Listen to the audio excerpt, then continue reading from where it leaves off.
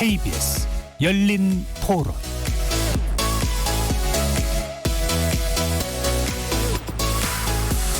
안녕하십니까. KBS 열린 토론 정준희입니다.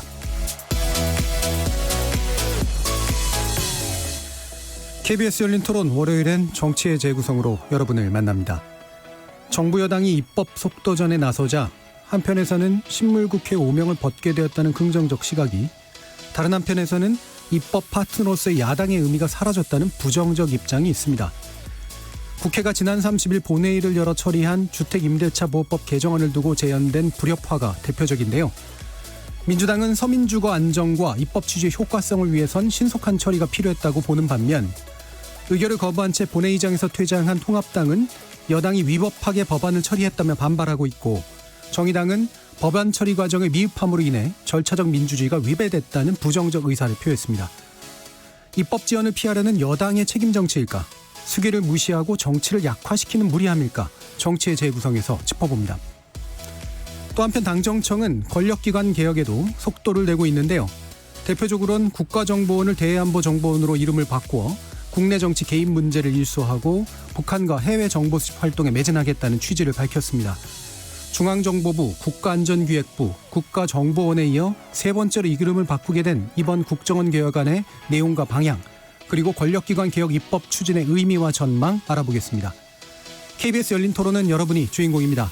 문자로 참여하실 분은 샵 9730으로 의견 남겨주십시오. 단문은 50원, 장문은 100원의 정보 이용료가 붙습니다. KBS 모바일 콩, 트위터 계정 KBS 오픈, 그리고 유튜브를 통해서도 무료로 참여하실 수 있습니다. 시민 논객 여러분의 날카로운 의견과 뜨거운 참여 기다리겠습니다. KBS 열린 토론 지금부터 출발합니다. 살아있습니다. 토론이 살아있습니다. 살아있는 토론, KBS 열린 토론.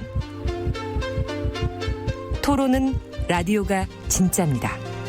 진짜 토론, KBS 열린 토론.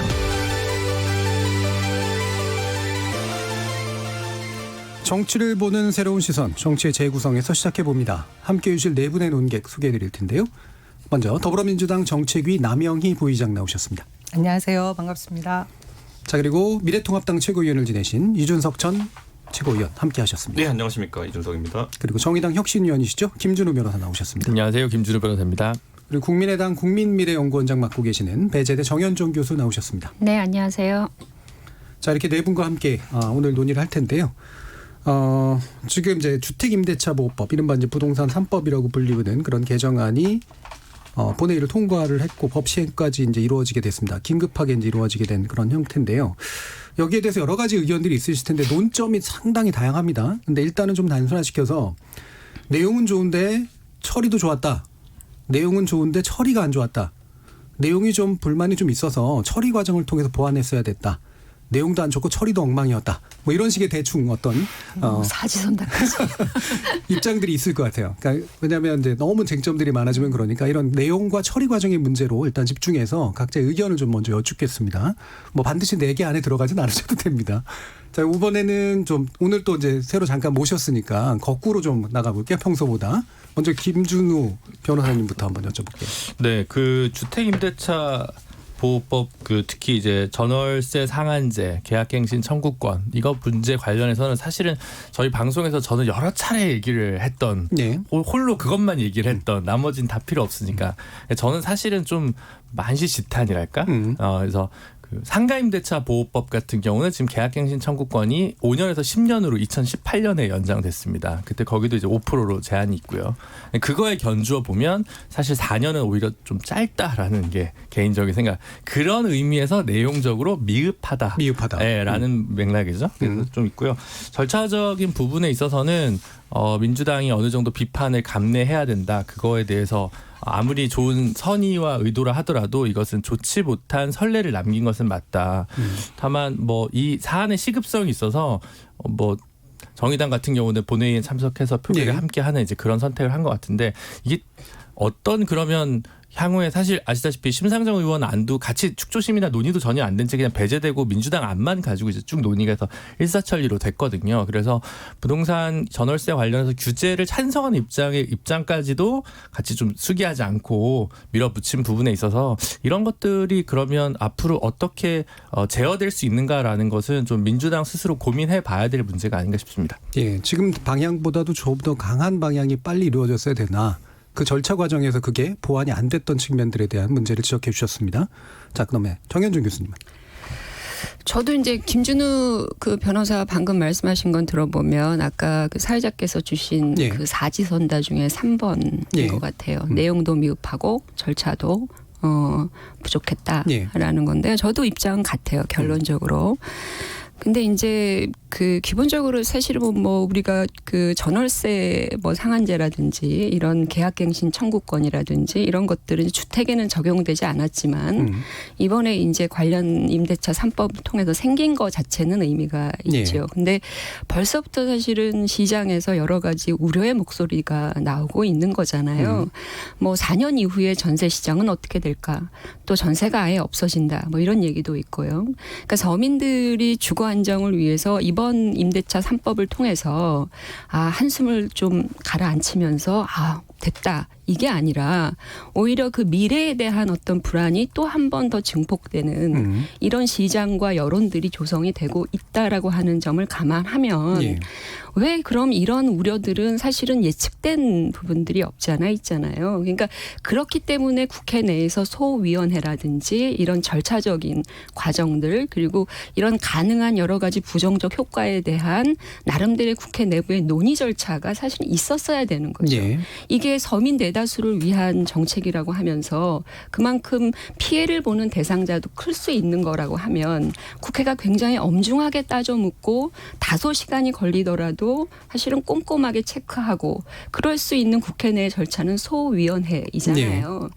그렇다면 그런 부분들을 통해서 이런 예방할 수 있는 방법 그리고 교란과 혼란이 생길 수 있는 부분을 어떻게 차단할 건지 뭐 이런 방식 정말 국민을 위한 법이었다면 그런 절차적인 충분성을 갖추어야 했었다라고 하는 것이고요. 그런 차원에서 보면 이 내용적으로 미흡한 것은 절차적으로 충분한 과정을 거치지 않은 것의 결과물일 수 있다라고 하는 점을 지적할 수밖에 없을 것 같아요. 예, 절차가 그걸 채울 수 있었는데 그러지 못했다는 거 이 부분을 지적해 주셨습니다. 자, 이준석 최고위원. 저는 뭐 이건 결과도 절차도 사실상 담보되지 않는 그런 어떤 입법이었다 이렇게 보고요. 사실 아까 뭐 김준우 변호사께서 이제 오히려 기간이 더 늘었으면 좋았을 거라는 이제 안타까운 의문을 표현하셨는데 이겁니다. 결국에는 시장에 어쨌든 약간의 기능을 제한하고 결국 임차인의 권리를 최대한으로 극대화하는 것 또는 뭐 최대화하는 것이 모든 정책의 목표냐라고 했을 때는 아닐 수 있다 보거든요. 사실 그게 매번 가격 통제책이 실패하는 제가 누누이 언급하는 이야기거든요. 보면은 결국에는 그 통제책 때문에 공급에 다시 악영향을 줄 수 있고 그럼 피드백 효과가 나다 보면은 장기적으로는 오히려 가격 상승을 통제하지 못하는 어떤 부효과도 나올 수 있고 이런 것들이 사실 누차 이제 언급한 사안인데도 불구하고 그리고 지금이 딱히 전세 시즌도 아니라는 말을 제가 계속 언급합니다. 지금 비 오고 하는데 누가 전세를 지금 새로 들어가겠습니까? 그런데 그런 부분에 있어서도 과연 지금이 이렇게 속도전하듯이 최소한의 수기 기간도 거치지 않고 이렇게 가야 되는 그런 상황이었나. 제가 이 데자부인 것이 한 반년쯤 전인가요? 제가 그 선거법 입법할 때도 이걸 왜 전격 작전 하듯이 해가지고 4+1이라는 조직이 굉장히 밀어붙이느냐 이렇게 이야기했었는데 그때 충분히 수기의 과정을 거쳐야 된다. 왜냐 선거법이라는 거는 상당 기간 영속할 법이기 때문에 그걸 알고 가야 된다 이렇게 얘기했었는데 그때도 보면은 때는 지금밖에 없다 이러면서 밀어붙였거든요. 저는 민주당이 하는 일들은 왜 항상 때는 이때밖에 없다라고 하면서 밀어붙일 수밖에 없는지 저는 그거는 앞으로 많은 국민들이 좀 강하게 비판해 주셔야 된다. 일을 바르게 하는 게 중요하지 뭐 전격 작전하듯이 해가지고 갔더니만 이 길이 아니면 이 길이 아닌가 하고 온 국민이 또 피해 입고 그다음에 또 고쳐야 되고 선거법 그렇게 지난번에 고생했으면은 이번에 미리 고칠 준비도 해야 되는데 그건 또 이제 아무 생각 없잖아요. 이제 보면은 나중에 또 선거 때 가가지고 급급해가지고 하겠죠. 그러니까 저는 이런 어떤 뭐 이슈가 뜨면 이슈조사단이다가 그냥 급조된 안들만 나오는 식의 이런 정치 해가지고는 나중에 우리 국민들이 입을 피해가 너무 크다. 그래서 통합당에서 이번에 사실 뭐 윤희숙 의원의 어떤 신상 발언이 굉장히 이슈가 되긴 했지만은 저는 개인적으로 그거에도 불만입니다. 그러니까 윤희숙 의원 같이 정책적으로 짚어주실 수 있는 능력을 가진 분들이 통합당에 많습니다. 예. 그런데 그게 왜 지금까지 윤희숙 의원 한 분이었습니까? 그러니까 저희가 좀 더 열심히 투쟁해가지고 그런 진실들 국민들한테 알릴 수 있도록 하겠습니다. 예. 일단 그 지금 입법의 방향성에 대해서도 사실은 방향에 동의하지 않는 거예요. 그죠? 예, 지금 윤석 최고위원 같은 경우에는 이게 입법의 후과가 더 있을 수 있다라고 보는 거기 때문에 그렇기 때문에라도 더욱 서두를 필요가 전혀 없었다라고 보시는 거고 마지막에 덧붙이신 말씀 같은 경우엔 뭐 이따가 아마 또 논의하겠지만 야당이 야당으로서 이런 뭔가 교정 기능을 하기 위해서 더 필요한 것들이 있지 않겠는가라는 의미로도 좀 읽힙니다. 그래서 그 부분은 나중에 좀 더 말씀을 좀 나눠보도록 하죠. 자 그러면 남영희 부의장님께서는 절차의 뭐 불가피성 부분은 계속해서 문매를 맞을 상황인 것 같습니다. 지금 보니까 다수 의석에 네. 의해서 예 저희가 뭐 상임위에서 의결을 할 수 있는 의석을 차지하고 있어서 그 시급한 입법을 해야 되는 과정들은 그렇게 통과시킬 것이 앞으로도 분명히 있을 텐데 네. 그럴 때마다 이런 이제 얘기들을 하실 거고요. 그건 뭐 저희가 예상을 하고 있어야 될 부분이라는 생각이 듭니다. 근데 절차에 있어서 문제점은 이제 차차 짚겠지만 소위를 구성하지 못한 부분을 가장 네. 이제 뭐 문제라고 지적을 하시는 것 같은데요. 그 구성을 하지 못한 부분을 뭐 누가 먼저 명단도 제시하지 않았던 미통당에 문제가 있는 것인가 우리는 합의를 하자고 했는데 그것을 제시하지 않았던 부분이 누가 문제인가는 네. 뭐 좀 더 논의를 해야 될 것 같고요. 이번 이 부동산 이 임대차 보호법에 있어서 저는 임차인을 위한 법이 네. 거의 30년 만에 처음 갱신된 부분을 주목해야 될 것 같습니다. 보니까 1989년 12월 30일 날 1년이던 전세 계약을 네. 2년으로 할 수 있게끔 법 조치를 한 이후에 지금 거의 30년 만에 처음 있었던 것인데 주택에 관해서는? 주택에 관해서는요. 이 부분이 지금 주택 시장의 그 아주 뭐 폭등이라는 그 연일 보도되고 있는 뭐 이런 내용들 보고 등을 따져보면 정말 시급했던 부분이 있었고 그리고 어쨌든 이 입법을 통해서 이 시행을 하는 과정이 시장에 주는 시그널이 되는 것이니까 그런 부분을 좀 중요하게 눈여겨봐야 될 부분이라고 저는 뭐 생각합니다. 이 시장에 주는 시그널이라는 건 너무 명확하죠. 전세를 없애겠다는 시그널 아닙니까? 그러니까 전세가 정현정 교수님. 그러니까 지금 민주당 그 내부에서 공통적으로 계속 시급성이라고 하는 말씀들을 하세요. 그러니까 이게 지금 법안 심사부터 통과되기까지 4일 걸렸거든요. 진짜 전무후무한 이 정도면 굉장히 긴박하고 굉장히 지금 커다란 위기가 도래하는 상황에서 이루어질 수 있는 법안 처리 기간이란 말이에요. 근데 이걸 시급성이라고 말씀하시는데 과연 그 시급성이라는 게 도대체 어디로부터 온 시급성이냐. 일각에서는 대통령께서 국회 오셔서 연설하시고 난 이후에 한 열흘 정도 돼서 이게 통과돼 버렸어요. 그래서 이 법이 갑툭 튀래요. 갑자기 툭 튀어나왔다고. 제가 좀 여쭤보고 싶은 것은 민주당 내부의 의원들끼리 이 부분에 대해서 당론으로 결정한다 할지 서로 공유한다 할지 토론한다 할지 이런 절차 또 있었냐라는 거죠. 국회에서 안 됐으면 최소한 여당 내에서 나름대로의 어떤 수기 과정이 있었냐라고 하는 거거든요. 근데 여당 관계자들 얘기, 국토위 관계자들 얘기 나오는 거 들어보면 관계자라고 하더라고요. 이름은 감히 못 밝히고 국토위 여당 관계자라고 나오는데 그분들 얘기가 뭐냐면 기존까지 계속 해왔던 게 뭐냐, 그 공급 대책, 세제 강화, 다주택 규제 요거 세 가지 방향을 기본으로 해서 부동산 입법을 계속 발전시켜 나가자고 당과 정의 서로 이렇게 논의를 해왔다는 거예요. 갑자기 이게 나왔다라는 겁니다. 그래서 여당 내에서도 과연 이 법에 대해서 도대체 어디서 나온 거냐. 여당은 스스로 얘기하기를 그 당정협의에서 나왔다라고 얘기를 하는데 당정협의라는 건요 비공개란 말이에요 대부분. 그리고 거기 참여하는 사람도 굉장히 제한적이고 속기록도 남지 않는 거예요. 그러니까 여당 일반 의원들이 실제로 이게 당론으로 또 굉장히 중요한 심각한 것으로 공통적으로 받아들일 수 있는 내부적인 수기 과정이나 논의 과정들이 충분했었던가 이것도 한번 물어봐야 되는데 거기에 대해서는 지금 그런 얘기가 안 나오고 있는 걸 봤을 때 뭐가 그렇게 시급하다는 겁니까 도대체. 그 시급함의 문제는 여러 가지 차원이 있는데 일단 질문하신 것의 핵심 내용은 다시 받아가지고 한번 볼게요. 여당 내에서도 충분히 논의가 됐느냐 이 부분. 충분히 논의 후에 지금 계속해서 그러니까 누가 논의를 했느냐. 아까 말씀하신 대로 당정협의체에서 분명히 민주당이 한 것이고요. 거기 들어가서 그리고 논의하시는 분들은 소수잖아요.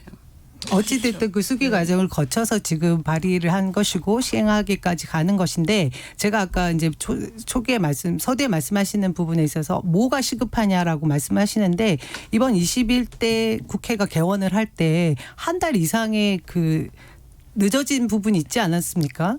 예, 그게 이제 미래통합당의 주호영 원내대표가 상임위 구성을 왜 의논을 하기로 시작하면서 그다음에 박차고 나가셔가지고 한 달 이상을 들어오지 않고 개원 자체가 네. 아주 늦어졌던 부분이 있으니 국회를 바라보는 국민들 민의가 해야 할 일을 제대로 하지 않는 그 부분을 당연히 회초리를 들겠죠. 그런 부분에 있어서 시급하다고 말씀드리는 부분이 민생 현안 입법 과정에 있어서 저희가 더 늦어지면 안 된다라고 하는 우선 과제로 두고 있는 것이 부동산법인 거죠. 제가 자. 오늘 미래통합당 탑 몇 번 하신지 한번 세어보겠습니다. 2번 하셨습니다. 지금. 네, 근데 좀 저는 이따 하고요. 예. 네, 이 법안이 물론 근데 이제 이 법안이 갑자기 하늘에서 뚝 떨어져 가지고 나온 아니면 제가 또 그렇게 뭐 어떻게 더 비난받을 수는 있다고 생각하는데 사실 이거는 꽤 오래된 민주당에서도 20대 국회에서도 여러 의원들이 발의했고 뭐 아마 19대 때도 있었을 거고 이게 좀 사실 내용은 되게 오래된 거고 오래된 것 중에 최저선을 가지고 예. 저는 발의가 됐다고 생각하고요. 그래서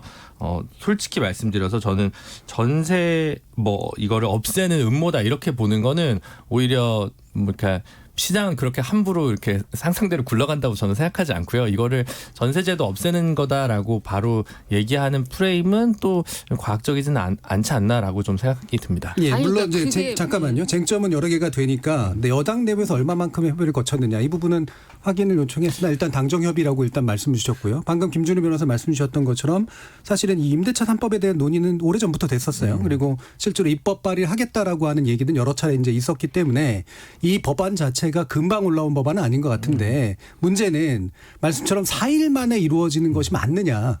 그다음에 뭐 이준석 최고 얘기하시는 것처럼 그 정도로까지 급하려면 뭔가 시급성에 관련된 게 개원이 늦춰진 것 이상의 어떤 이유가 있어야 될 것 같은데 그런 부분들을 이야기했느냐라고 분명히 지적하실 것 같거든요. 예. 근데 지금 그 김준우 변호사께서 말씀하신 부분 조금 바로잡아야 되는 부분은 맞습니다. 이게 개별 의원의 입법 그러니까 의원 입법으로 예. 여러 사람들이 발의를 해놓은 건 맞아요.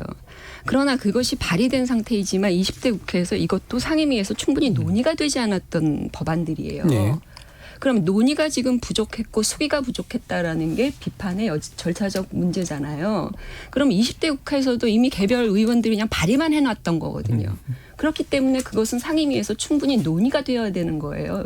여당에서 이것에 대한 심각성을 정말 생각했다 그러면 시급성을 생각했다 그러면 이걸 논의의 중심으로 끌어들여서 거기에서 가능한 방법론을 찾아내서 가야 되는 게 맞는 거고요. 아까 그 왜 최저선을 합니까? 논의를 충분히 해서 정말 전세에 의해서 서민 주거 안정을 위해서 정말 도움이 되는 그런 임대차들의 보호 법안을 만들어내야 되는 네. 거잖아요. 왜 최저 라인을 만들어냅니까? 완벽한 것을 만들어내는 반드시 것이 최저가 필요하죠. 최선은 아니다는 말씀이시죠. 그렇죠. 예. 그렇다면 그런 측면에서 여전히 20대, 21대 국회를 거치면서 논의가 안 된 건 맞다라고 하는 거잖아요. 예. 그 논의의 절차를 복원해야 되는 것이 필요했다라고 알겠습니다. 하는 것이고요. 그래서 그 부분은 바로 쟁점으로 제가 이준석 최고께 여쭐게요. 그러니까 지금 아까 이제 그 부의장님께서 얘기해 주신 걸 보면 그러니까 미래통합당 책임으로 이제 돌리셨잖아요. 그러니까 이거 이제 의원 지금 구성 안 되게 만든 게 사실 미래통합당 아니냐라는 말을 주셨단 말이에요. 네. 어떻게 얘기하실까요? 저는 그거는 뭐 어차피 절차적으로 그 당시 원구성을 놓고 다투는 상황이 전리에 비춰봤을 때 새로운 방식을 도입한 것이 어디냐 했을 때 네. 민주당이거든요. 법사위를 우리가 갖겠다. 했던 쪽이 민주당이기 때문에 귀책 사유는 귀당에 있습니다. 그렇기 때문에 그런 것 갖고 지금 원구성이 늦어졌다라고 표현하신 것도 19대나 아니면 20대 때 비하면은 그렇게 늦어진 것도 아닙니다. 그렇기 때문에 그 문제가 안 되고요. 오히려 미래통합당이 협조를 받기 위해서는요. 미래통합당의 의견을 듣는 것이 제일 빠른 방법들입니다. 예, 같이 앉아서 얘기하자 그러면 얘기 못할 거 없거든요. 하지만 지금 21대 국회 개원한 뒤에 계속 보이는 모습은 우리는 정해져 있다. 그러니까 니네가 우리 안을 100% 받아들여라. 선거법 때부터 계속된 거죠. 그때 검찰개혁한다 그럴 때부터 답은 정해져 있으니까 너희는 따라와라. 답정너라고 하잖아요. 이제 그런 상황을 계속 만들고 있기 때문에 그런 것이고 저는 이번에 아까 제가 성급한 대책이었다라고 얘기하기보다는 왜 이 타이밍에 이렇게 전격적으로 야당과 각을 세우면서 무시하는 네. 방식으로 발표를 하느냐라고 하는 거에 문제를 제기하는 것이 당장 내일은 이제 그 공급 대책에 대해 가지고 발표가 있다고 해요. 네, 그럼 저는 공급 대책이 4일에 나올 거였으면은 임대차법이 그러면은 일주일을 못 기다리냐. 왜냐하면 부동산 대책이라는 건 종합적인 대책이어야 되고 이미 전문가들이 언급했지만은 공급과 더불어 가지고 세입자 보호, 재건축 재개발 대책 이런 것들이 패키지화 돼 가지고 유기적으로 굴러가야지 지금 이제 시장이 안정이 되는 것인데 1월 전격전 할 이유 없잖아요. 내일 공급 대책이 발표되는 것과 동시에 같이 이야기를 되는 것이고 자 그러면 내일 발표되는 공급 대책이라 함은 그러면은 많은 수기의 과정을 거쳤느냐 했는데 제가 지금 단톡방에 하나 들어가 있는데 거의 400명이 넘는 사람들이 들어가 있어요. 태릉 골프장에 아파트 짓겠다는 그 공급 대책에 대해 가지고 반대하기 위해 모이신 분들인데 이분들이 가장 허탈해하는 건 뭐냐면은 이 과정에서 야당과 상의를 한 것도 아니고 물론 그 지역 주민과 상의를 한 것도 네. 아니고 전격적으로 발표해가지고 이걸 밀어붙이겠다고 하는 이 모양새 아까 말했듯이 임대차 보호법도 그렇고 공급 대책도 그렇고 결국은 이거야말로 뭐 전격적인 개발 독재 시대의 어떤 그런 방식들이 아니겠냐라고 보는 분들이 있어요. 아까 남영희 위원장님이 89년도에 임대차 보호법 전격적으로 만들던 것 이렇게 얘기를 하시는데 그게 바로 가장 이제 민주당이 싫어하는 그런 군사정부 시절 이후에 나온 것들이거든요. 보면은 저는 그러니까 지금 시점에서도 이 정책이라는 것이 이렇게 과거에 무슨 금융실명제 발표하듯이 뿅 하고 해가지고 해야 될 것도 있겠지만은 임대차 보호법이 과연 그런 것이었느냐, 예. 공급 대책이 그런 것이냐에 대해 가지고는 앞으로 민주당이 생각을 좀 바꿨으면 좋겠습니다. 자, 이렇게 예. 이렇게 튀어나오는 정책들이 검증을 받기 어렵거든요. 원래 인사 같은 것도 그렇습니다. 원래 여러 인물이 하마평에 오르다 보면 언론이 알아서 검증을 하게 되고 그러다 보면 좀 이게 첨예화돼 가지고 나름 괜찮은 인사를 할 수 있게 되는 것인데 비밀스럽게 인사를 하다 보면요 뭐 하나 띡 띄워놓고 그러면 알지 못했던 문제가 튀어나오면은 실패한 인사가 되는 것처럼 정책도 마찬가지입니다. 지금 시장이 전세 물량을 걷어들이는 식으로 반응할 것이라는 거는 이 정책을 여러 사람과 공유했으면 누구나 알 수 있었는데 그렇게 하지 못했던 것 예. 저는 굉장히 큰 문제라고 봅니다. 자, 개원 시기가 늦춰진 거 또는 민생 법안에 대한 사람들의 관심이 많은데 여당이 책임 못하고 있다라고 하는 불만을 듣는 것 외에 방금 말씀하신 두 분은 이 정책이 이렇게까지 이제 야당의 논의 없이 가는 게 맞는 정도로 시급했느냐라는 의견을 계속 주시잖아요. 김준우 변호사. 그러니까 그게 예를 들어 정의당 심상정 의원이 낸 안처럼 예. 3년에 3회 갱신 청구권을 인정하는 9년짜리면 저는 이준석 의원 말이 맞다고 봐요. 예. 거긴 너무 나갔어요. 아니 그럼 맞다고 보자고. 아니, 근데 그 이 법안은 플러스 논의조차 안 됐죠. 아니 어쨌든 근데 그래봐야 저는 상가임대차 보호법이 10년이기 때문에 네. 별로 뭐 괜찮다고 보는데 둘의 형평성이 있다고 보는데 그래도 뭐 2+2 가지고 저는 이게 뭐 어마어마한 안이라고 생각하지는 않아서 이렇게 윤석 최고위원이 그 방법론은 다 오케이 하는데 그 안에 탑재된 컨텐츠에 대해서 동의하는 그 네, 교집합이 좀 컨텐츠는 달라요. 적어서 예, 예. 교집합이 달라가지고 약간 동의가 안 되고요. 그리고 사실 이렇게 4일짜리 전격 작전이 지금 부동산 세법과 관련해서도 또 반복될 것 같다는 지금 보도가 있지 않습니까? 근데 그러니까 이걸 막으려면 지금이라도 빨리 주호영 원내대표님께서 소위에 좀 합의를 해줘야 유일하게 지금 이거는 뭐 정의당이나 국민의당 같은 군소정당은 지금 아무런 조타수나 키를 못 쥐고 있습니다. 사실은. 네. 그래서 이 부분이 파국이라고 생각하신다면 이준석 최고께서 주호영 의원을 좀 설득을 해서 소위에 오고 원래 그래서 뭐 위원장도 몇 개 받으면 모든 법이 이렇게까지 통과될 수는 없었던 아니, 것 같거든요. 아니, 근데 그래 그런 부분이 있지 않냐. 예, 됐고 그거는 좀 이따가 이제 야당의 책임이나 야당의 어떤 그 권한 뭐 이 부분을 가서 얘기를 하고 일단 남부 위원장 얘기까지 듣죠. 예, 부동산 문제에 있어서 지난 20대 국회에서 끝까지 발의들만 다 되고 통과되지 못했던 것도 여야의 팽팽한 의견 대립이 있었던 거고요. 지금 21대 들어와서 순차적으로 이 법안 입법 조치들이 취해져야 되는 부분을 저희는 시급하게 생각했다라는 말씀을 드리고 내일 이제 공급 대책이 나오는 부분을 말씀하셨는데 그렇기 때문에 이제 먼저 했어야 되는 법안 통과였다고 저는 말씀을 드리고 싶어요. 지난번에 이제 그 1990년도 예. 그때 이제 그 임차인을 위한 1년짜리 2년으로 되고 난 뒤에 전세 시장이 급격하게 상승을 했습니다.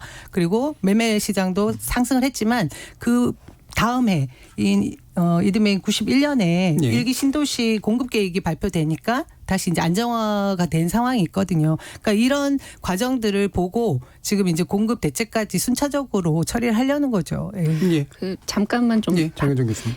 그 소위 구성이 뭐 주호영 원내대표가 뭐 소위 구성에 동의를 하고 안 하고 이거는 국회법을 좀 잘 들여다보셔야 되는데 제가 이제 조금 이해를 해보면 예.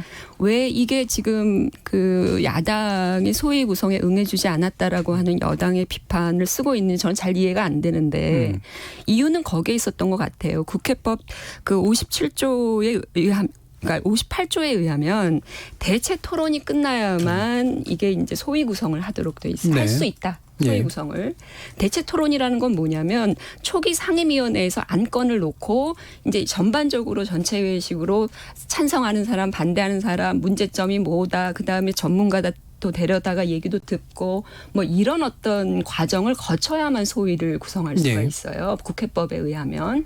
그런데 지금 미래통합당 입장에서는 이걸 안 했잖아요. 상임위 내에서 이런 토론을 안 했단 말이에요. 네. 그런데 어떻게 소위를 구성할 수 있냐라고 생각했을 수 있겠다라는 거죠. 거기서 전체 회의에서 가부당간에 뭔가 얘기가 오고 가야 거기서 소위를 구성하자 이렇게 가야 되는데 네. 여당은 지금 일단 상임위에서 토론 자체를 스킵하고 가면서 왜 야당이 소위 구성에 응해주지 않느냐 이렇게 얘기를 한 거거든요. 대체 토론했냐라는 겁니다. 상임위원회에서 예. 하지 않았다라는 거죠. 예. 이런 해석 어떻게 보세요, 이준석 씨? 저는 뭐 우리는 모든 것이 지금 민주당은 180석 가까운 의석을 갖고 있기 때문에 절차는 보탤 뿐 의도가 무엇이냐로 이렇게 바라봐야 되는데 저는 그 의도에 따라서 이제 모든 걸 무력화할 수 있는 의석을 가졌기 때문에 저는 그 상태에서 의도를 지금 파악해 보자면 아까 이제 남 위원장님이 말씀하셨던 것이 당정 협의 같은 것도 했고 이렇게 얘기하는데 저도 여당 시절에 당정 협의 당을 대표해서 몇 번 가봤거든요. 예. 가면은 청와대에서 이렇게 하랍니다라는 의견이 주로 이룹니다. 예, 그걸 받들어 가지고 당이 어떻게 야당과 싸울 것인가 이 정도의 이제 논의를 하거든요. 저는 그렇기 때문에 이거는 청와대 의지가 강하게 반영된 것이고 지금 여당에서 이견이 나오지 않잖아요. 여기에 대해 가지고 사실 180이라고 하면 180명의 대한민국 사람이 모여 있으면은 그 안에 무수한 다양성이 존재합니다. 우리가 잘 알겠지만 민주당에도 보면 다주택 하시는 분들 진짜 많고 정말 주택에 관심이 있으시면 땅 생활하시는 분 되게 많은데 이분들도 그렇고 그리고 세입자도 있고 또 임대인도 있고 다 있는데 이 여기서 다양한 이견을 수합할 그 최소한의 절차도 안 지켰다는 거는 전격적으로 진행하는 그런 어떤 동인이 있었다. 저는 이렇게 보고 당정 협의가 시발점이 되었다. 그 의견에 저는 동의합니다. 저는. 예. 그러면 지금 이제 주호영 원내대표가 방금 이제 정현준 교수님 얘기하신 것처럼 앞에 단계, 앞에 상임위에서 이제 논의 자체가 안 됐기 때문에 소위 구성조차도 할 수가 없었다라는 국회법적 해석에 대해서는 그게 당의 입장도 맞나요? 당의 입장은 이거에 대해 가지고 예. 사실 토론 과정 자체가 사실 진행되는 것이 우선이었는데 토론의 목적 자체도 보면은 아까 여러 의안들을 병합 심사하자는 의도도 있는 것이고 그리고 여러 전문가들의 의견을 검토한 것을 바탕으로 해가지고 토론을 하길 기대했는데 그게 아니라 토론을 또 요식행위성으로 하려고 했던 그런 예. 측면도 있어요. 그러다 보니까 그건 거부할 수밖에 없는 상황이었고 실제로 저는 뭐 국회법이라는 것은 사실 굉장히 열려 있는 법입니다. 그렇기 때문에 이 강행 규정들은 있지만 또 그 규정들이 예. 모두 지켜지는 경우 드물고요. 이번에도 보면은 의안이 뭐 회의가 열리기도 전에 먼저 처리되었다고 이렇게 의사 시스템에 뜨기도 하고요. 여러 오류가 존재하는 것이기 때문에 저는 뭐 그 부분에 있어서 정현정 교수님의 해석도 전 동의하고요. 다만 이건 의도의 문제였다. 이번에 예. 전격적으로 처리된 거는 이렇게 좀 봅니다. 예, 그 해석도 틀리진 않지만 기본적으로 대화하려고 하는 자세가 아니라고 보기 때문에 대화 속에 안 들어간다라는 말씀이시잖아요. 전 그렇다고 봅니다. 예, 김준우 변호사님. 서로 신뢰가 없는 거죠. 예, 예. 예, 기본적으로. 그러니까 그때 뭐 예를 들어 법사위에서 통과되는 거 의사로 막 이렇게 기자분들이 쓰신 거 타이핑한 걸 보면 김도부 의원이 와서 토론하자고 하는 게 아니라 소위 구성 다시 합의하자 이렇게 얘기를 해요. 그러니까 의사 진행 발언이나 그런 것 얘기들만 하는 거거든요. 아 그러면 여기 토론합시다. 지금 이렇게 얘기를 해서 하는 게 아니라 그냥 모든 논의를 좀 연장시키는 게 목적이었던 것 같고 한쪽은 빨리 오늘 의결하겠다는 게 목적인 게 양쪽이 좀 예. 그래서 이럴 땐 저는 불가피하게 예를 들어 법사위 그 당시 논의를 기준으로 보면 참 양비론적인 입장인데 논의를 하면 될 텐데 지금 더 숙의해야 됩니다. 더 토론해야 합니다. 이렇게만 얘기하고 뭘 반대하는지 뭐 이런 걸 얘기하는 발언은 또 찾기가 어려워요. 예. 그런 부분이 좀 아쉬운 거죠. 예, 그러니까 이게 자꾸 죄수의 딜레마적인 상황들인데, 그렇죠? 그러니까 어차피 대화도 안 할 상대다. 그 다음에 저쪽에선 들어오려고 하는 게 아니라 어차피 막으려고 하는 거다. 해서 이제 이게 지금 대립하고 있는 거잖아요. 남대 그러니까요. 위원장님. 절차에 대한 문제를 계속 말씀하시면서 도돌이표인데, 그러니까 이제 그런 신뢰가 안 쌓여있다는 말이 딱 맞는 말씀 같습니다. 어쨌든 미통당에서는 너네 어차피 의결 처리할 거 아니냐. 우리는 합의를 해보자라고 하는데 소위 구성 예. 이렇게 계속 딴지 거는 식으로 얘기가 되니 뭐 절차가 지금 언제쯤 구성이 될 제대로 갖춰질지 저도 예. 걱정이네요. 자, 그러면 지금 미래통합당 입장에서는 사실 할 수 있는 게 많지가 않아요. 그렇죠? 여러 가지 면에서.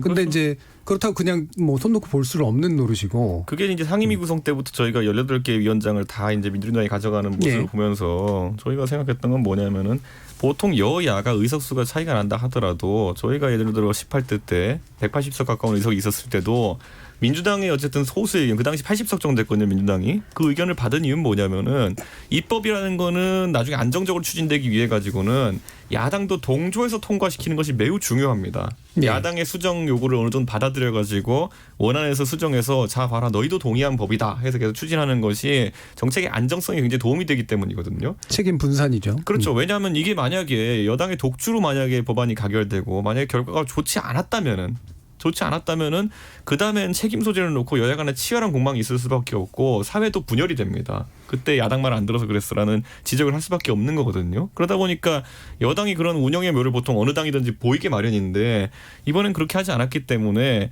저는 야당이 입장에서 봤을 때 여당이 어떻게 빨리 이걸 깨우치느냐를 한번 지켜보고 있습니다. 왜냐하면 제가 예전에 180석 처음 됐을 때 민주당에 했던 말이 뭐냐면은 밀고 나가는 속도가 빠르면 빠를수록 나중에 대연정하자고 오는 속도도 빠를 것이다. 저는 이렇게 예측하고 있거든요. 예. 왜냐하면 이거는 예전에 친노 친문 정권에서 했던 것을 저희가 그대로 얘기하는 것이거든요. 전격적으로 개혁 입법하겠다 그러면서 막 계속 막 직권상정하려고 그렇게 하다가 예전에 결국 나중에 지지율 떨어지면은 대연정하자, 장관을 나눠주겠다, 뭐 이런 거 나오거든요. 그러니까 저는 그런 어떤 나중에 또 다른 그 뒤늦은 어떤 후회가 나오지 않도록 지금 공동으로 정책을 추진했으면 좋겠다 이런 얘기를 합니다. 예, 그저- 지금 이제 이준석 최고의 말을 들어보면 네. 이렇게 돼요. 그러니까 일단 기다려보면 저쪽이 망하는 게 보인다라는 거거든요. 그러니까 책임 정치란 이름으로 가져가서 결국 책임을 다지다 보면 결과적으로는 당신들의 정치가 아마 흩어질 것이다라는 얘기인데 이게 이제 시간을 기다리겠다는 말씀이세요? 저희는 망하라고 고사지는 건 당연히 아니고요. 예. 다만 이제 지금 입장에서는 저희가 이의를 강하게 제기해도 그리고 이의를 제기하지 않아도 효과는 어차피 없다. 추진이 되는 그런 상황이기 때문에 이것에 대해 가지고 민주당이 다만 무한 책임을 질 자세가 되어 있느냐 아니면은 오늘 제가 몇 번 말씀하신지 카운트하겠다고 했지만은 미래통합당 탓이다를 몇 번 할지 저는 이걸 한번 지켜보겠습니다. 예, 정현준 교수님. 저는요, 이게 야당의 딜레마가 좀 있는 것 같아요. 네. 그 민주당도 그렇게 하시면 안 된다 이렇게 얘기를 하기 전에 지금 현재 야당의 딜레마가 뭐냐면 힘으로는 어쨌든 굉장히 부족하죠. 수적으로는 굉장히 열세 있지만 사실 보세요. 이번에 그 임대차 3법이 사실은 뭐 지금 전세 기간 놓고 보면 4년 동안 보장받을 수 있는 거잖아요. 그러니까 많은 국민들이 사실은 4년 이후에 전세 시장이 어떻게 될까에 대해서 상당한 위기의식을 갖고 있고 그 부분에 대한 어떤 예방책이 상당히 미흡했다라고 하는 지적이거든요. 그럼 민주당이 4년 이후에 어떻게 될 거냐. 지금 문재인 대통령은 집권이 이제 얼마 안 남으셨고 그러니까 우리가 뭐 내각 책임자라 그러면 사실 이렇게 해서 뭐 선거로 네. 일종의 국민들이 한 번 더 이렇게 평가를 하면 되는데 이게 아니잖아요. 다음 대선까지 또 오죽하면 가야 국회 되는 예산론도 나왔겠어요. 그렇죠. 네. 그래서 지금 야당은 사실은 잠재적인 수권의 어떤 그 목적을 갖고 있는데 이 법의 폐해는 누가 사실은 감당해야 되냐면 다음 정권, 다음 다수 정당이 감당을 해내야 되는 부분이거든요. 예. 그렇다면 지금 그냥 수적으로 열세다 이러고 앉아있을 수가 없는 거잖아요. 사실은 문제점을 어떻게든 교정해서 고쳐가려면 고쳐야 하는 그런 상황이고 나중에 그거에 대한 부담을 얻어야 되기 때문에 예. 야당은 오히려 목소리를 더 많이 내야 되는 상황이 저희가- 오히려 돼버린 거거든요. 저희는 내겠다는 의지를 지금 보이고 있는 것이고 다만 그게 이제 입법 과정이 있어가지고 네. 작년을 생각해 보면 저희가 입법 과정 적극적으로 막으려고 했어요. 패스트트랙 같은 경우도. 근데 그거 자체는 이제 저희도 그 당시에 의석이 부족하고 4+1이라는 기형적인 조직이 만들어지다 보니까 물리적인 힘을 동원할 수밖에 없는 그런 네. 상황이 있었고 그런데 그것은 실질적으로 효과도 없을 뿐더러 굉장히 국민에게 효과도 안 좋게 있죠. 비춰지는 부분도 있기 때문에 때문에 저희는 이번에 윤희숙 의원이 지적한 것처럼 사실 전문가 위주의 의견으로 이제 좀 대응해 보겠다라는 생각을 가지고 있는 것인데 저는 이것도 지금 이제 소기의 성과는 지금 있었지만은 그래도 결국에는 여당이 추진하고자 한 대로 입법은 진행되기 때문에 예. 저는 어느 정도 평가의 시기가 있어야 된다 이렇게 보는 것이고 다만 지금 우려하는 건 뭐냐면은 저는 정현정 교수님 분석이 아주 맞다고 보는 것이 사실 이렇게 뭐 방을 치우라 그랬더니 이불을 덮어놓는 것처럼 이렇게 2년 정도 뒤에 또는 4년 정도 후에 예. 이제 그 임대차에 관련된 어떤 대란이 일어날 수 있는 이런 취지의 입법을 한 거는 다음 정권이나 다음 어쨌든 집권자의 문제를 떠넘겼다 볼 수도 있는데 저는 민주당이 그 계산법에서 약간 잘못한 게 뭐가 있냐면은 시장은 그것보다 더 즉각적으로 반응할 수 있다는 것을 이번에 몰랐던 것 같아요. 그래가지고 이 정책이 발표되자마자 집이라는 거 워낙 민감한 그 재화다 보니까 시장에서 이미 반응을 빨리 해가지고 일부 보도를 보면은 서울에 그렇게 집이 많은데 지난 주말 기준으로 해가지고 전세 공급 물량이 440채인가 그렇거든요. 보면은 그거는 전세 물량이 절멸했다는 것을 의미하는 겁니다. 그러니까 시장 절벽이라는 것이 민주당이 생각했던 다음 선거 지나서쯤이 아니라 조기에 올 수 있다는 거는 아마 민주당이 지금 위기 의식을 받아들여야 된다. 그리고 저희가 부동산 정책할 때마다 민주당 의원들 본심이 나오잖아요. 보면은 이래도 집값 안 떨어지요 발언도 있었지만은 이번에는 보면은 전세가 월세되는 건 좋은 거다는 취지의 발언도 있고 뭐 이런 것들 보면서 국민들이 얼마나 절망하겠습니까? 전세가 월세되는 이 부분은 아마 이제 나중에 또 기회가 되면 얘기를 하고요. 그 부분은 사실은 미래통합당도 그렇게 다른 의견은 아닌 것 같아서. 예. 미래통합당에서 지금 저희가 이제 180석에 가까운 그 여당이 앞으로 이제 개혁 입법 과제들을 밀어붙이게 하다 보면 나중에 연정하자는 소리가 나올 거라는 걱정을 해주시는데 제가 지금 상태로 보면 그런 정책적 대안을 미래통합당이 제시하지 못하는 상황도 분명히 있는 것 같고요. 그리고 준비되어 있는 것이 그다지 보이지 않기 때문에 그 걱정은 너무 큰 걱정인 것 같다는 생각이 듭니다. 그리고 그 전세 시장이 지금 뭐 절멸했다는 말씀을 하시는 매매 시장은 오히려 그 서울의 경우 좀 수요가 숫자가 더 늘어났던 부분이 분명히 있거든요. 매물들이 나오고 있으니까요. 조금 시간을 두고 봐야 될 부분이라고 생각합니다. 김준우 변호사까지 듣죠. 그 강남 아파트 재건축 지금도 많이 진행되거든요. 재건축이 진행되면 전세 수요가 늘어나요. 그럼 전세 수요가 적어 보이는 게 왜냐하면 전세로 가셔야 되거든요. 거기 사시던 분이 다 이주를 하셔야 되니까. 그러니까 전세와 전월세 상한제와 지금 전세 시장의 요동은 반드시 명확한 인과관계가 있다고 보여지지는 않고요. 그다음에 진짜 서민들은 월세를 삽니다. 전세를 많은 액수를 그 빌라나 연립주택에 넣는 걸 불안해하세요. 이런 분들이 상가도 마찬가지인데 상가임대차보호법에서 8%인가 9%에서 5%로 내렸을 때 집주인들이 어떻게 했냐면 관리비 명목을 신설하거나 관리비를 늘렸습니다. 지금 보완 입법이 필요한 건 그런 거거든요. 진짜 서민은 전세도 좀 어렵습니다. 그런 부분도 같이 유념하는 국회가 됐으면 좋겠습니다. 알겠습니다. 그 발언은 좀 조심하셔야 되는 게 서민이 전세를 살면 서민이 아니냐는 취지로 이제 말씀하시는 거예요. 아니 전세가 진짜 서민은 월세를 산다고 하신 거는 아니 진짜 부자는 또 월세를 살죠. 근데 제 얘기는 그 논의조차 해서 배제되거나 논의에서 빠질 수 있는 분들이 분명히 있다는 거죠. 관리비 명목으로 어렵게 되시는 분들이 있으니까 그 부분까지 여러 사려 있게 논의하는 국회가 되기를 소망한다는 잠깐 여기서 아까 미래통합당이 또 이제 대안이 없었다 말씀하시는데 지금 와가지고 그런 얘기 하는 아까 남 위원장님 그렇게 말씀하셔가지고 지금 와가지고 정부가 공급 대책이라고 내놓는 것들 사실 보면은 미래통합당이 처음에 부동산 대란이 일어나자마자 저희가 언급했던 것들 진짜 하기 싫어하다가 이제 조금씩 언급을 하는 상황이거든요. 예를 들어 도심지의 뭐 용적률이라든지 아니면 재건축 재개발 정책을 재검토해야 된다는 이야기. 그 미래통합당에서 거의 한 10년째 부르고 있는 노래입니다. 박원순 서울시장 하시는 동안에 다 막아놨던 것들. 그럼 지금 와가지고 대안이 아니다? 그러면은 그 뭐 새로 나온 재건축 아닙니까? 그러니까 미래통합당이 이야기했던 것들 그대로 하기 어려우니까 지금 와서 거기다 양념을 좀 얹어가지고 공공개념의 재건축이라는 이런 새로운 것들 만들고 있지만은 큰 틀에서는 미래통합당의 공급대책 방향성을 뒤늦게 그것도 그대로 따라하긴 싫어가지고 좀 변형해가지고 양념 쳐가지고 따라하는 거 아닙니까? 예. 100만 호 이상 주호영 원내대표가 말씀하시는 100만 호 이상의 재건축 재개발 뭐 이런 쪽을 풀어가지고 공급하게 되면 투기 일어납니다. 근데 공공 임대주택 방향으로 주택 공급을 늘려가는 방향을 맞춰야 될 것 같거든요. 재건축해서 임대주택 넣겠다고요? 자, 이 부분은 부동산 토론이니까 더 이상 하지는 않고요. 오늘 입법 과정에 관련된 논의는 어느 정도 얘기를 좀 진행한 것 같습니다. 청취자들 의견도 좀 들어봐야 되니까요. 들어보고 가겠습니다. 정희진 문자캐스터. 네, 지금까지 청취자 여러분이 보내주신 문자들 소개합니다.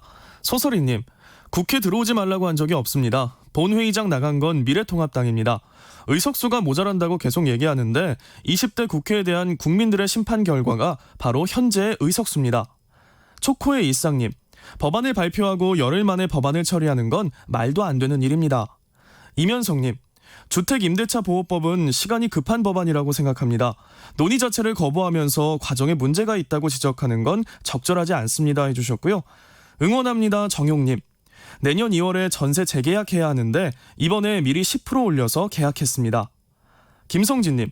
주택임대차보호법은 이미 10년 전부터 발의했던 법안이고 현재 통합당의 반대로 무산되지 않았습니까? 지금도 마찬가지입니다. 반대를 위한 반대만이 가득한 국회에서 빨리 일을 하라는 의미로 지난 총선에서 국민이 민주당에 표를 던진 겁니다. 1222님. 민주당이 과반수가 됐다고 해서 일방적으로 법안 처리를 하면 독재와 다르지 않다고 생각합니다. 4185님. 왜 180석을 밀어줬겠습니까? 하도 통과 못 시키니 갑갑해서 여당에게 표를 준 것이 아닐까요? 그리고 완벽한 법은 없습니다. 수기 하는데 도대체 얼마나 수기를 해야 합니까? 국회는 국민들에게 일하는 모습 좀 보여줬으면 좋겠습니다 라고 보내주셨네요. 네, KBS 열린 토론. 이 시간은 영상으로도 생중계하고 있습니다. 유튜브에 들어가셔서 KBS 1라디오 또는 KBS 열린 토론을 검색하시면 지금 바로 토론하는 모습 보실 수 있습니다. 방송을 듣고 계신 여러분이 시민 논객입니다. 계속해서 청취자 여러분들의 날카로운 시선과 의견 보내주세요. 지금까지 문자캐스터 정의진이었습니다. 토론이 세상을 바꿀 수는 없습니다. 하지만 토론 없이 바꿀 수 있는 세상은 어디에도 없습니다.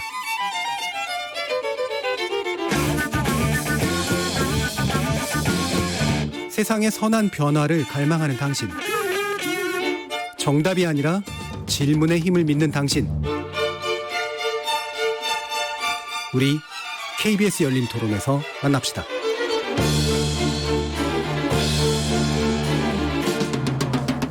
KBS 열린 토론 정치의 재구성 함께하고 있습니다. 정의당 혁신위원이신 김준우 변호사, 국민의당 국민미래연구원장이신 정현정 배재대 교수, 이준석 전 미래통합당 최고위원, 그리고 더불어민주당 정책위원회 남영희 부의장, 이렇게 네 분과 함께하고 있습니다. 자, 이제 두 번째 주제는 이제 권력기관 개혁에 관련된 입법들인데요. 그 중에 일단은 먼저 국가정보원 관련된 개혁에 먼저 이야기를 나눠볼까 합니다. 검찰과 경찰까지 포함된 문제이긴 합니다만 일단 명확하게 좀 보이는 건 국가정보원의 명칭 변경과 국내 문제에서 이제 국외와 북한 문제로 치중하겠다라고 하는 것이 이제 결합해서 나타나고 있는 것이죠. 이 부분 어떻게 보시는지요? 일단은 이준석 최고위원. 저는 뭐 명칭이 뭐 사실 상징하는 것도 있겠지만은 내용에 크게 뭐 변화가 있을 거라고 보이지 않습니다. 이미 국정원의 업무라는 거는 지금까지 국정원장도 구속되고 이러면서 국내 업무는 사실상 이제 배제되는 것으로 이제 정착되어 가고 있는 모습이기 때문에 저는 뭐 그것에 정점을 찍기 위한 것으로 이름이 변경된다 정도로 인식하고 있지. 지금 뭔가 또 바꿀 것이 많지 않을 것이다. 않다. 뭐 이렇게 생각하고요. 다만 이제 그 정보라 함은 유기적인 어떤 부분이 있거든요. 예를 들어 기술 정보, 예를 들어 기술 정보를 다룬다. 이제 국정원의 영역 중에 보면 대북 정보도 있겠지만 그렇죠. 기술 유출 이런 걸 다룰 수도 있는데 그럼 그 기술 유출을 다루는 게 해외 정보만 다뤄가지고 가능하겠느냐라고 했을 때 경계선이 있거든요. 당연히 국내 정보의 상황을 파악해야지 해외 정보를 파악할 수 있는 것이고 대북 문제 같은 것도 그런 경계선이 있는데 오히려 너무 경직된 형태로 가지 않았으면 좋겠다. 저희가 국내 정보를 취득하는 것에 있어서 국정원이 가장 문제가 됐던 것은 사찰을 하고 그걸 정치적 목적으로 사찰을 지시하고 뭐 이런 것들이 운영상에서 아주 문제가 있었던 것들인데 이런 걸 배제한다면은 저는 국내 정보에 있어가지고 너무 국정원의 손발을 묶는 것도 해외 안보 업무나 아니면 이런 것들에 있어서 지장을 가져올 수 있다. 그렇기 때문에 저는 이 부분에 있어서는 저는 저희 미래통합당도 좀 통크게 나갔으면 좋겠다. 저는 이런 생각을 하는 것이고 여당도 개혁안에 그런 부분, 이 경직성으로 과거에 이제 국정원의 잘못된 일 때문에 안보정보원이 너무 업무가 뭔가 축소되는 것도 사실 이것이 개설된 그 취지 자체를 좀 잡아먹는 게 될 수 있기 때문에 저는 그런 부분에서는 저는 이건 개인 사견입니다만은 굉장히 열려 있는 형태로 야당이 바라봐야 된다 이렇게 봅니다. 일단 교환과직이 될 수도 있다라는 말씀이시잖아요. 그렇죠. 문제점을 고치다 보면 사실은 불명확한 부분들이 있는데 이걸 너무 지나치게 위축시키는 방향으로 갈 수 있지 않겠느냐라는 이제 그런 지적이신데 정현정 교수님 비슷하신가요? 일단 명칭과 관련해서는 2017년도에도 한번 시도했었죠. 그 해외 정보원이라고. 근데 이제 그게 왜 안 됐었는데 이번에 조금 특이 사항이 좀 있는 것 같아요. 이번 개혁 관련해서 첫 번째는 이게 이제 셀프 개혁은 아니고 의원 입법으로 한다는 거. 그래서 아마 그 박지원 국정원장이 국회에 이제 뜻대로 하겠다. 이렇게 예. 한 것을 봤으면 이제 여당이 갖고 있는 그 개혁 구상안이 이 전면화될 가능성이 높다라고 하는 거고요. 또 하나는 이준석 최고 조금 전에 말씀하신 것처럼 이제 이 국내 정치를 전면적으로 그 금지시키는 예.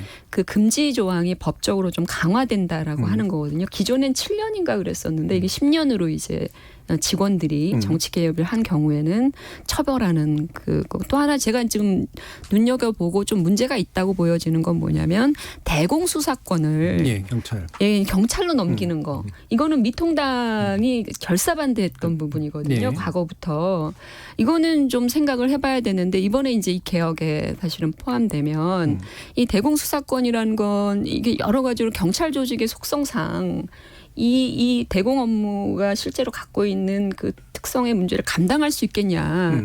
경찰이 비밀 조직도 아니고 비밀 이건 어떻게 보장이 될 것이며 정보 수집 능력은 그 정도 갖추고 있냐. 예. 국정원만큼 그 수집을 할 수 있는 기구도 없거든요. 근데 이걸 이제 경찰에 급격히 넘겼을 때 생길 수 있는 여러 가지 문제점들 이런 것들이 있기 때문에 사실은 이런 부분도 조금은 논의가 더 있었어야 하는 거거든요. 네. 근데 이게 이제 또 이제 갑툭튀가 될 가능성이 높아서 고민이 되는 거죠. 예. 김준우 변호사님이 이제 사실 개혁 활동 많이 해오셨기 때문에 네. 먼저 여쭐게요.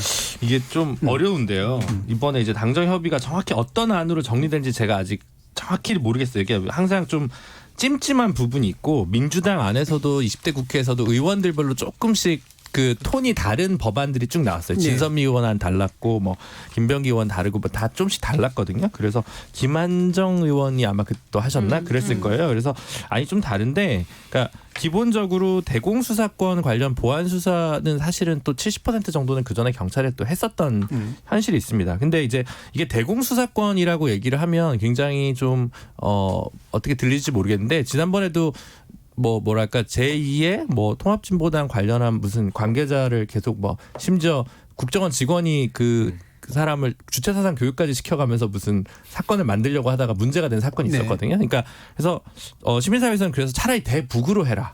대공이란 이름으로 너무 넓어진다. 말하자면 옛날로 치면 너 빨갱이지 이렇게 해가지고 그렇게 하니까 대공이라는 범위가 너무 넓다.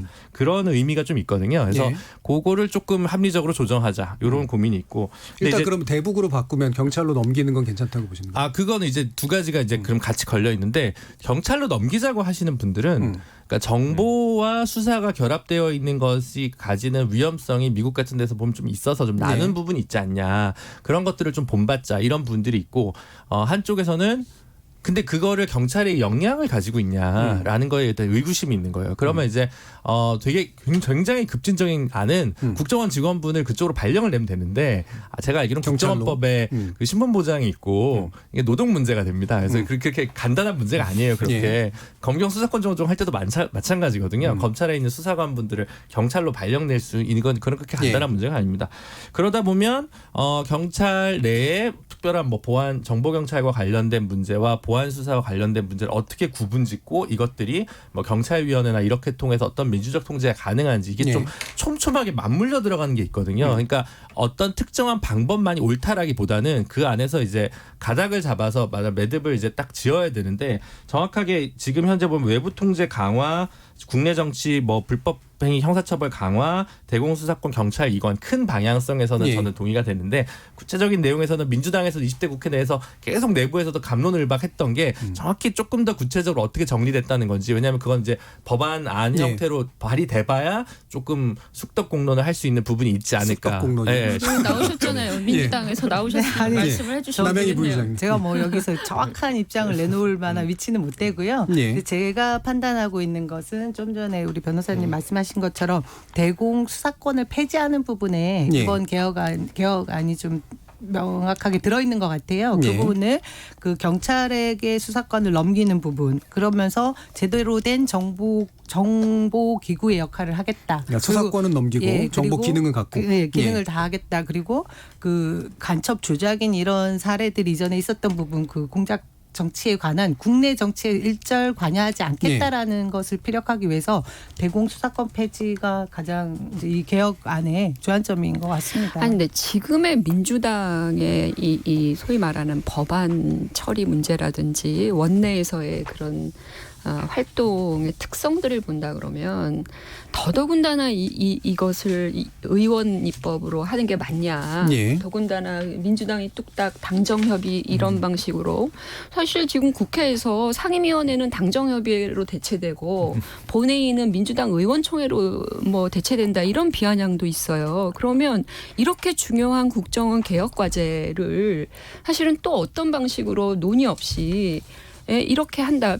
저는 그 박지원 국정원장 그 지난번에 우리 그 후보 내정되셨을 때도 네. 얘기했지만 이걸 의원 입법한 걸로 그냥 맡겨놓고 즉 당에게 여당에게 맡겨놓고 지금 교회 가신다고 SNS에 문자 남기시고 이러시는 거 이게 과연 개혁으로 가는 국민들이 그렇게 바라던 국정원 개혁으로 가는 게 맞냐. 네. 그리고 이런 부분에 대한 사회적 공론화가 충분히 이루어졌느냐. 대공수사권만 놓고 보더라도 민주당은 관심을 갖고 있다곤 하지만 이 부분에 대해서는 우려할 만한 일이 한두 가지가 아니라고 하는 거잖아요. 예. 특히 최근에 경찰의 여러 가지 문제점들을 본다 하면 그러니까 이런 것들을 좀 감안해서 좀 더 대외적으로 논의할 수 있는 시간적 여유가 필요한데 갑자기 또 이건 또 개혁을 11월까지 언제죠? 10월 달까지 한다 그랬나요? 날짜를 아예 정해요. 민주당은 이 관련해서 지금. 예. 그래서 이렇게 해가지고 또 가면 과연 이게 개혁의 어떤 그 열매를 국민들이 충분히 나눌 수 있겠냐. 정현준 교수님 보시는 이게 둘 다 형식하고 내용에 관련된 문제인데 그러니까 입법 발의의 형식은 어떤 게 좋고 내용적으로는 뭐가 반드시 짚어져야 된다고 보세요? 그러니까 의원 발의를 하는 것도 좋은데 예. 의원 발의를 할 때는 사전에 말씀드렸잖아요. 이게 이제 여러 가지 뭐 관련해서 국정원과 협의도 해야 되고 또 시민사회 여론도 들어보고 예. 또 야당과 또 협의도 좀 필요하고 어차피 의원 발의를 하더라도 야당 의원들하고 공동 발의를 할 수도 있는 거거든요. 그러면 이런 부분들에 대한 논의의 어떤 사전 과정들이 지금 있었냐라고 하는 거예요. 저는 과거에 뭐 그때 문제 생겼을 때 이후로 국정원 댓글 사건이요. 그때 이후로 우리가 이 의제는 또 뒤로 좀 예. 적이 됐었잖아요. 뭐 적폐청산 뭐 이런 것 나오면서 그러면 이런 부분들을 끌어내서 정말로 국정원이 제대로 된 방향으로 가기 위해서 할 수 있는 내부의 어떤 정치적 합의와 사전 합의와 협의 노력들이 있었냐라고 물어보는 거거든요. 그러니까 제가 이제 계속 궁금한 게 그래서 이준석 차관께 여쭐 건데 무슨 말씀이신지는 알겠는데 그게 구체적으로 어떻게 진행을 하면은 좀 상이 잡힌다라는 게 이제 아직은 좀 불명확해서요. 뭐 야당이나 나름대로 보관이 있습니까? 저는 이제 법으로서 이제 네. 하나씩 이제 그 항목을 다툰다는 것이 예. 저는 사실 야당 입장에서 할 수는 있겠지만은 굉장히 무의미할 것이다 이렇게 보는 것이 애초에 그 예전에 안기부부터 해가지고 이 국가정보원 조직이라는 것이 설립된 것에 있어서는 어느 정도의 지금까 운영에 대한 합의가 있었던 것이 초기의 표가 음지에서 양지를 지향한다 뭐 이런 것도 있었던 것처럼 결국엔 다소간의 재량권을 주고 다만 이제 국정원은 국익을 위해서 봉사한다라는 개념에서 이제 지금까지 용인됐던 건데 저는 이거 뭐 보수 정권의 귀책 사유다 보지만은 그런 사람들이 돈 받아가지고 특활비 같은 걸로 정치인들한테 상납하고 그다음 댓글 달고 다니고 이런 어떤 말이 안 되는 행위가 일어났기 때문에 그런 재량권을 많이 제약하자라는 방향으로 지금 이제 흘러가고 있는 네. 거거든요.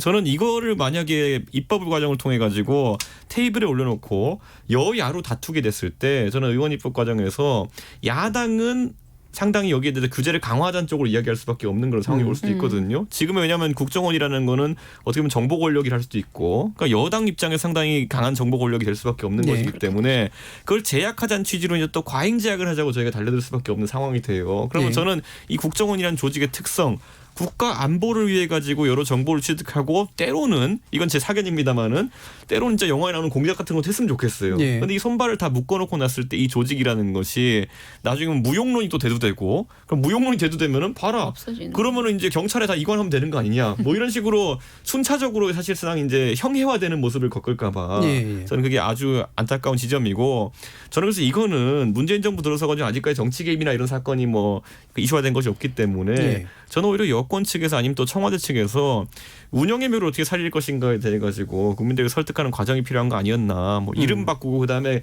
권한을 제약하고 기능을 떼가지고 다른 곳에 주고 기능을 떼가지고 다른 곳에 준다는 것이 사실 토의해 보면은 논리적으로 말은 할 수 있겠지만은 아까 저희가 간첩 업무 이렇게 대공 업무 이렇게 얘기했잖아요. 간첩 잡는 게 국내 업무입니까 국외 업무입니까? 애매하죠. 애매하죠. 그러니까 국내에 있는 사람이 국외와 소통해가지고 뭐 사고 치는 게 그런 것일 텐데 어떻게 잡습니까 보면은 예를 들어 국내 정보는 취득하기 어렵게 만들어 놓는다고 하면은 기술 유출 같은 경우 국내에 있는 과학자가 도망가가지고 예. 국외에서 기술 유출한다 그러면은 어느 단계에서부터 국정원이 정보를 취득할 수 있는 겁니까? 보통 여기서 법으로 강하게 제약해 놓으면은 요원들 같은 경우는 이거 국내는 건드리면 나중에 감옥 갈 수 있으니까 안 하는 애초에 거죠. 건드리지 말자 이렇게 할 수도 있는 거거든요. 예. 저는 제가 야당 소속이지만은 야당이 또 이걸 너무 이슈화해가지고 서로 정쟁의 대상으로 되어가지고 국정원이랑 기관 자체가 형해화되는 것도 저는 굉장히 두려운 상황이기 때문에 전 여당도 이걸 전격적으로 하기보다는 저는 지금 상황에서 좀 정부에서 운영의 묘를 지금 체제 안에서 좀 살리는 방향으로 갔으면 좋겠다 예.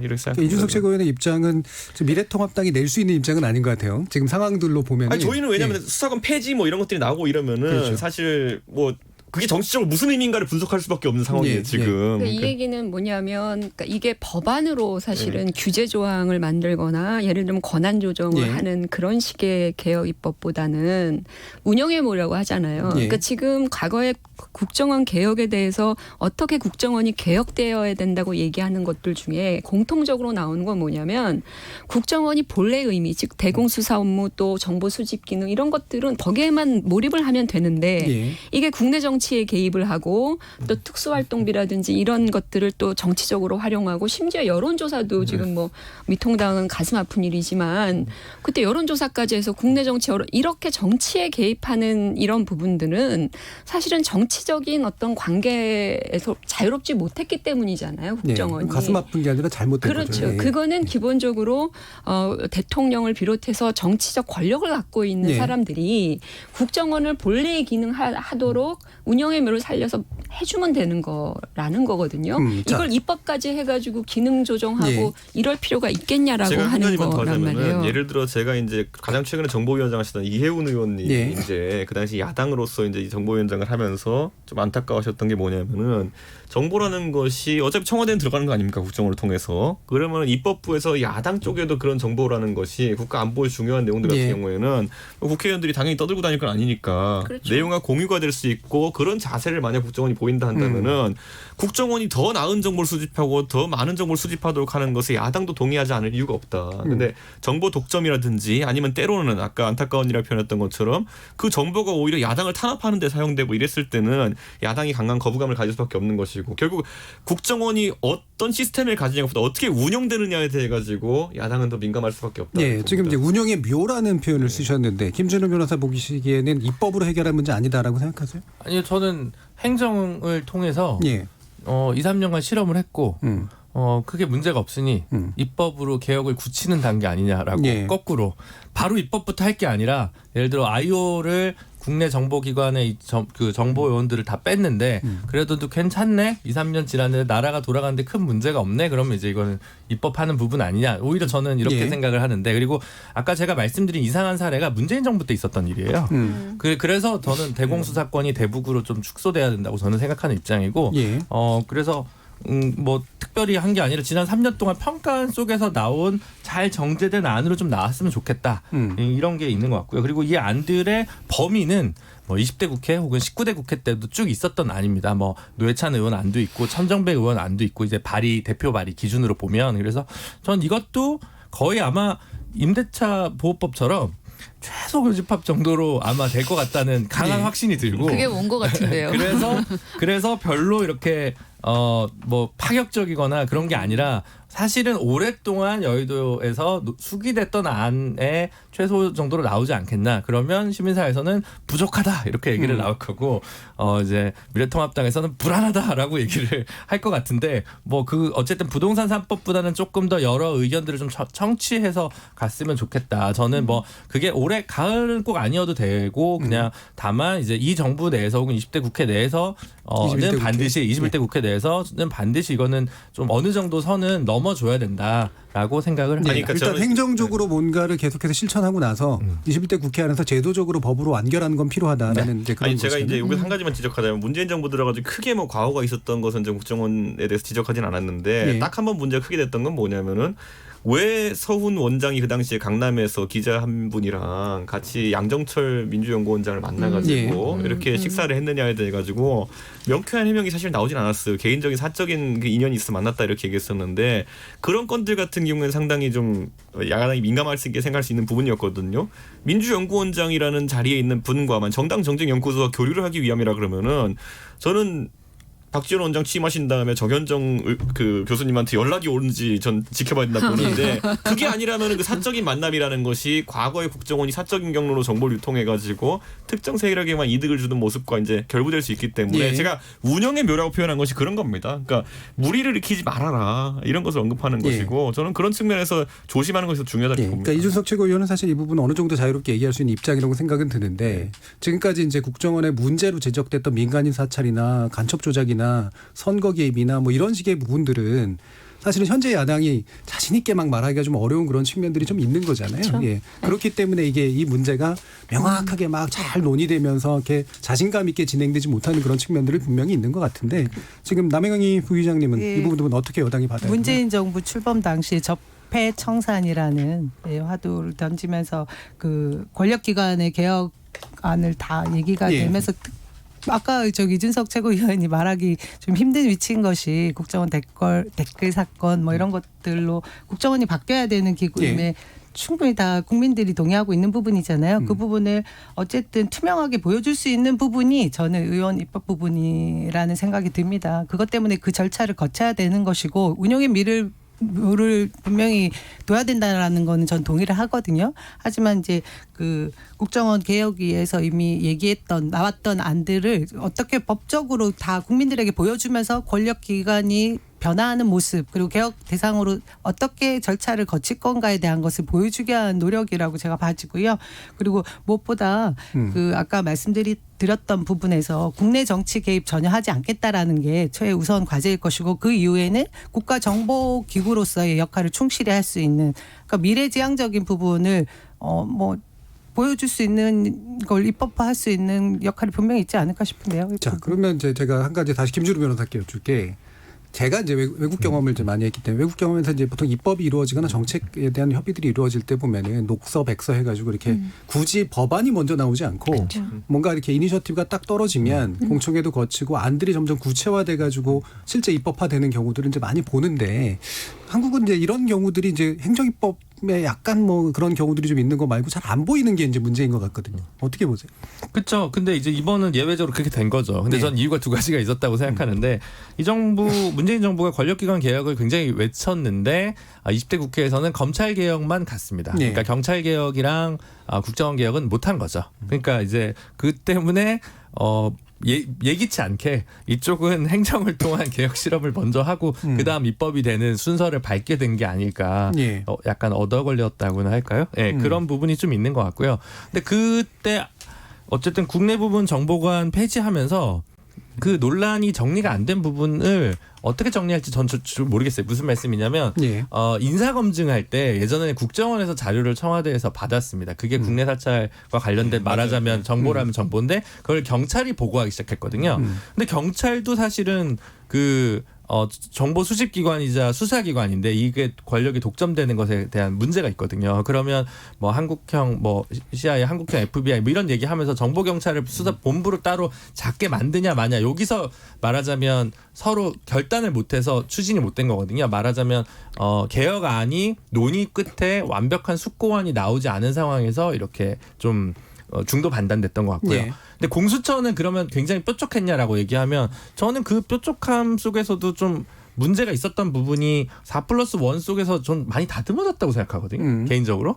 그래서 이것도 좀 필요하면 한 1년 정도 지금부터 정확히 당론의 안을 민주당이 지난번에는 신용만 하고 20대 국회 때 통과시킬 의지가 전혀 보이지 않았는데 솔직히 예. 저희가 느끼기에는 이번에는 1년 정도는 뭐 각오하더라도 좀 논의를 진척시켜서 만들어가면 되지 않겠냐라는 생각이 들고 그동안 많은 우려사항들 중에서 좀 많이 좁혀진 부분들이 분명 확인됐기 때문에 좋은 거 아닌가. 저는 우리나라- 자, 굳이 그러니까 시한을 특정하진 말되 권력기관 개혁의 넓은 범위까지 포함해서 민주당이 여당으로서 확고한 어떤 당론을 밝히고 그다음에 발의 형태로 띄우고 나면 그 다음에 이제 논의를 제대로 좀 해가지고 보완을 하자.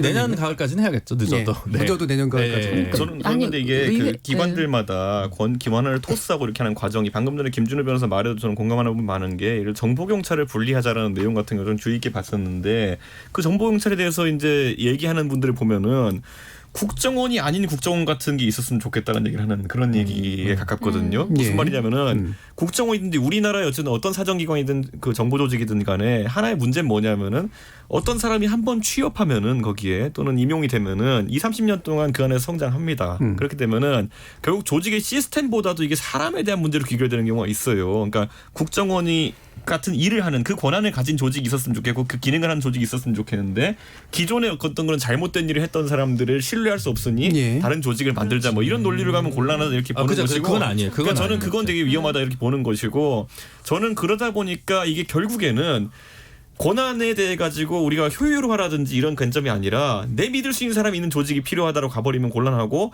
이런 거죠. 요즘 상황에 맞게 비유하자면은 검찰 같은 걸 하면 좋겠는데 그 수장이 윤석열 같은 사람은 아니었으면 좋겠어. 뭐 이런 식으로 권력기관 개혁을 접근하면 안 된다. 네, 그렇게 오해하실 수 있다고 네, 생각하는데 네, 제가 네. 생각하는 그게 아니라 국정원이 좀 다뤄야 될 좀 비밀스러운 것들이 있고 네.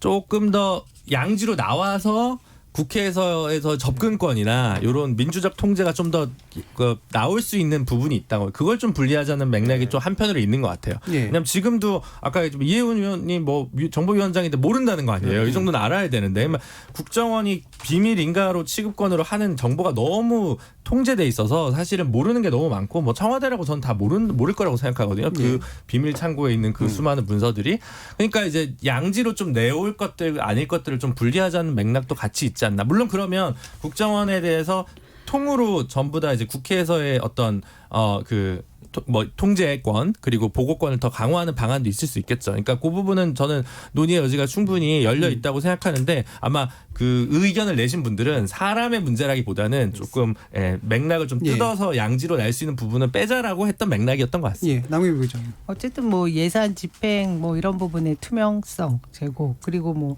직무 범위에 대한 부분도 명확히 비밀스러운 부분을 좀 더 드러내놓고 투명하게 처리할 수 있는 절차들을 가져보자고 하는 게 입법 절차를 거치자는 거 아니겠어요?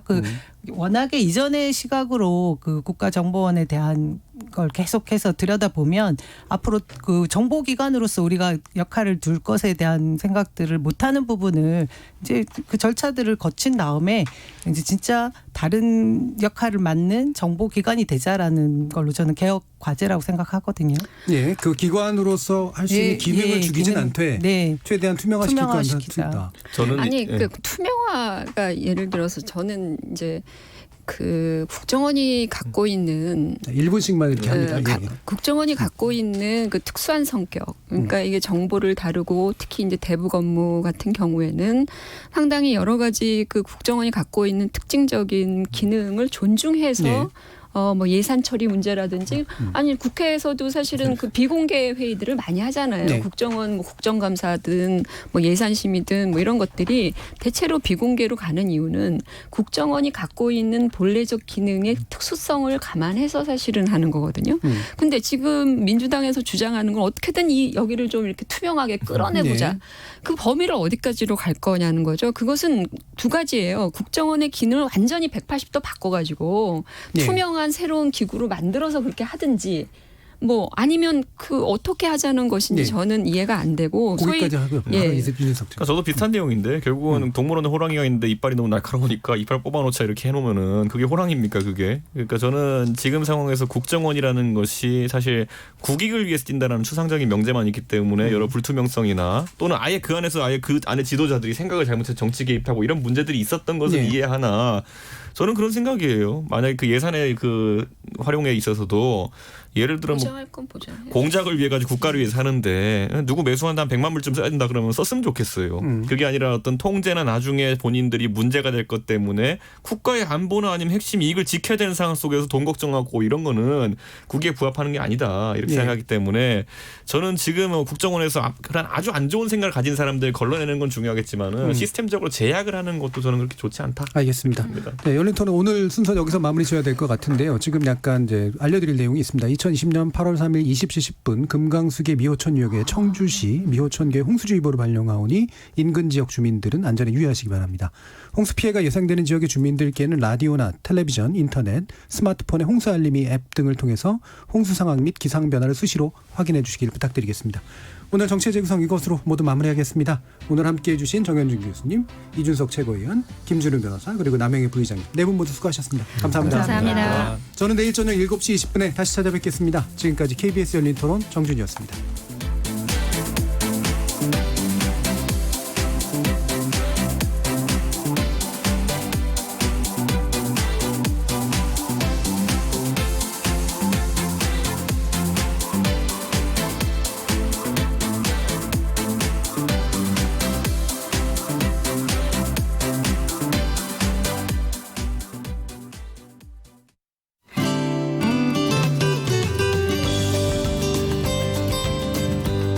코로나19로 한숨만 늘어가고 그 어느 때보다 힘든 시기를 보내고 있는 우리.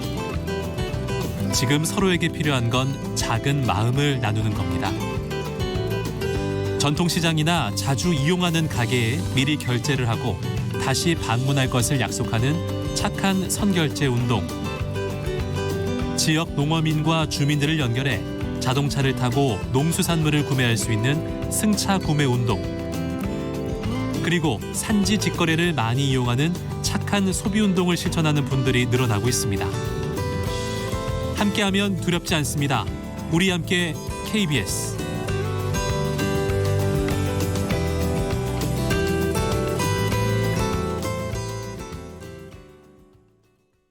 지금 시각은 8시 30분입니다. KBS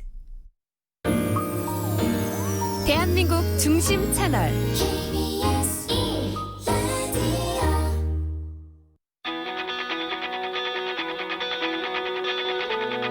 김종현의 스포츠.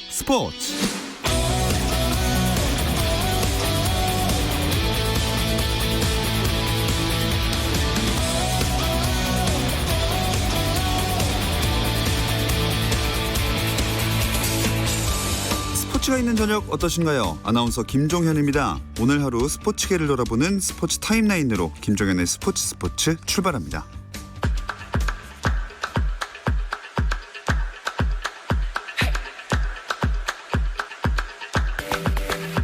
미국 프로야구 텍사스 레인저스의 추신수가 시즌 2호 홈런을 기록했습니다.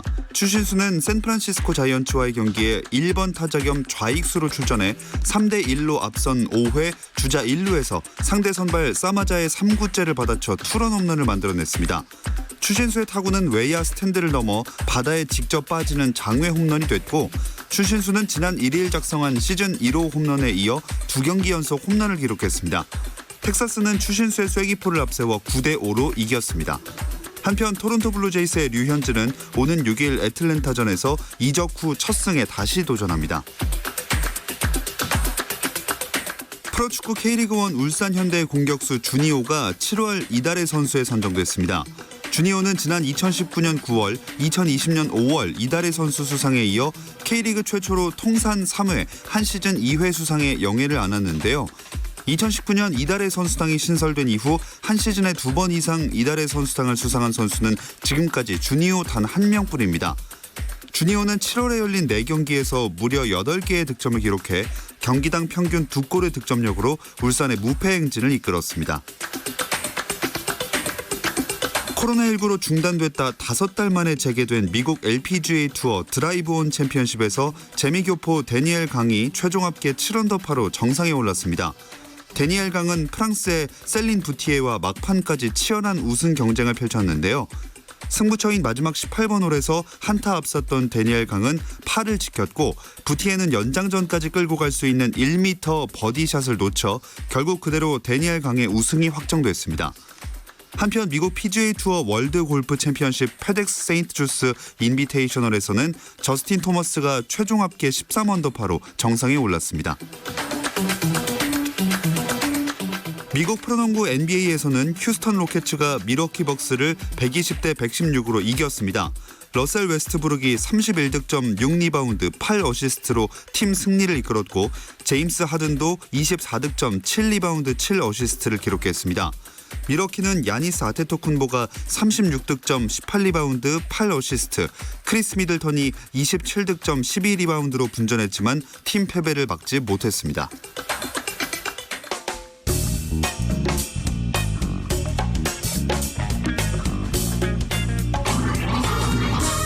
월요일 이 시간에는 저와 함께 야구 한 잔 어떠신가요? 편안하고 유쾌한 야구 이야기 야구 한 잔 시작하겠습니다. 문화일보 정세영 기자, 스포츠월드 이혜진 기자와 함께합니다. 안녕하세요. 안녕하십니까? 안녕하십니까. 네, 오늘도 이 비 때문에 수년된 경기까지 취소가 됐네요. 네, 그렇습니다. 제가 야구 기자 생활을 하면서 한 15년 정도 했거든요. 예. 8월 초까지 이렇게 장마가 이어진 케이스는 처음 봐요.